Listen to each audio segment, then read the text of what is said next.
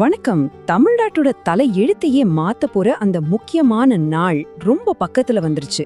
வாங்க, நம்ம ஜனநாயக கடமையை செய்ய ரெடி ஆகுவோம். பாருங்க, இந்த ஒரு வரி இதுதான் நாம இன்னைக்கு பேச போற எல்லா விஷயத்துக்கும் அடிநாதம். இது வெறும் ஒரு ஸ்லோகன் இல்ல, நம்ம ஒவ்வொருத்தர் கையிலயும் இருக்கிற ஒரு பெரிய சக்தியோட வெளிப்பாடு. வரப்போற தேர்தலுங்கிறது வெறும் ஒரு அரசியல் நிகழ்வு மட்டும் கிடையாது. இது அதை விட ரொம்ப பெருசு. அடுத்த 5 வருஷத்துக்கு நம்ம மாநிலம் எப்படி இருக்கணும்னு நாம எல்லாரும் சேர்ந்து முடிவு பண்ற ஒரு பெரிய ஜனநாயக திருவிழா இது. ஓட்டு போடுறதுன்னா என்ன? சும்மா விரல்ல மை வச்சுக்கிறது மட்டும்தானா? இல்லவே இல்ல. அதுதான் ஜனநாயகத்தோட முதுகெலும்பே. நம்ம ஒவ்வொருத்தரோட குரலும் அந்த ஓட்டுச்சீட்டு மூலமா தான் பவர்ஃபுல் ஆகுது. ஒரு நல்ல ஆட்சி அமையறதுக்கு நாம போடுற படி இதுதான். ஆனா சரி, இங்க நம்ம நிறைய பேருக்கு மனசுல ஒரு கேள்வி வரும். அது ரொம்ப இயல்பான ஒரு சந்தேகம்தான். வாங்க அத பத்தி ஓப்பனா பேசுவோம். யோசிச்சு பாருங்க, நான் ஒருத்தன் ஓட்டு போடுறதுனால என்ன பெருசா மாறிட போகுது? இந்த கேள்வி உங்க மனசுல எப்பவாச்சும் வந்திருக்கா? நிறைய பேர் இப்படி நினைக்கிறாங்க. ஆனா நிஜமாவே இதுதான் உண்மையா? நாம அப்படி நினைக்கலாம். ஆனா வரலாறு சொல்ற கதை அது டோட்டலா வேற. கேட்கவே ஆச்சரியமா இருக்குல்ல? ஒரே ஒரு ஓட்டு. ஆமாங்க, ஒரே ஒரு ஓட்டுல அரசாங்கமே மாறி இருக்கு. பல பேரோட தலைவிதியே திருத்தி எழுதப்பட்டிருக்கு. இது வரலாறு சொல்ற உண்மை. அதனால என்னைக்குமே உங்க ஒரு ஓட்டோட சக்தியை மட்டும் குறைச்சு எடை போட்டுறாதீங்க.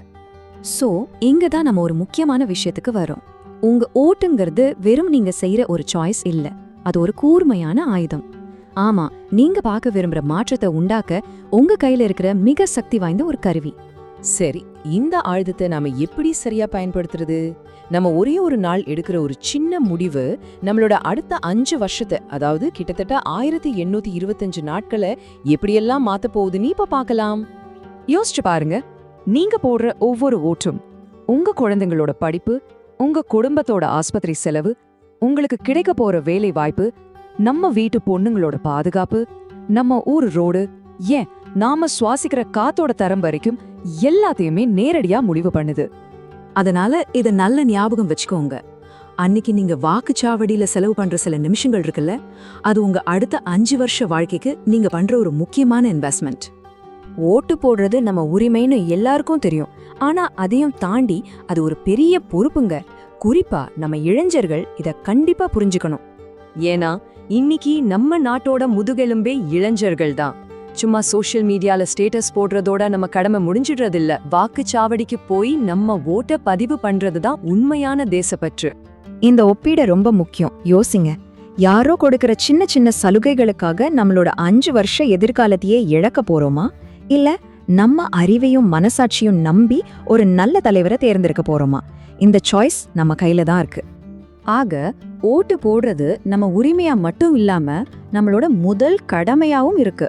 சரி, இந்த கடமைய நாம எப்படி சரியா செய்யறது? ஓகே, இப்போ நம்ம கடமையை நிறைவேற்ற நம்ம ரெடி. தேர்தல் அன்னைக்கு நம்ம என்னெல்லாம் செய்யணும்னு சிம்பிளா ஒரு லிஸ்ட் பாத்திரலாம் வாங்க. இதோ உங்களுக்கான ஒரு சிம்பிள் செக்லிஸ்ட். முதல்ல உங்க ஓட்டர் ஐடி கார்டு ரெடியா இருக்கான்னு பாத்துக்கோங்க. 2வது, ஓட்டர் லிஸ்ட்ல உங்க பேரு கரெக்டா இருக்கான்னு உறுதிப்படுத்திக்கோங்க. எல்லாத்துக்கும் மேல ரொம்ப முக்கியமானது, யாருடைய தூண்டுதலுக்கும் பணத்துக்கும் ஆசைப்படாம உங்க மனசாட்சி படி ஓட்டு போட மனசளவுல தயாராகுங்க. அப்போ நம்மளோட டார்கெட் என்னவா இருக்கணும்? 100%. ஆமாங்க, 100% ஓட்டுப்பதிவு. இது தனிப்பட்ட ஒருத்தரோட வெற்றி இல்ல, நம்ம சமூகம் ஒன்னா சேர்ந்து ஜெயிக்க வேண்டிய ஒரு பெரிய வெற்றி. அதனால கடைசியா நான் உங்ககிட்ட கேக்குற கேள்வி இதுதான்.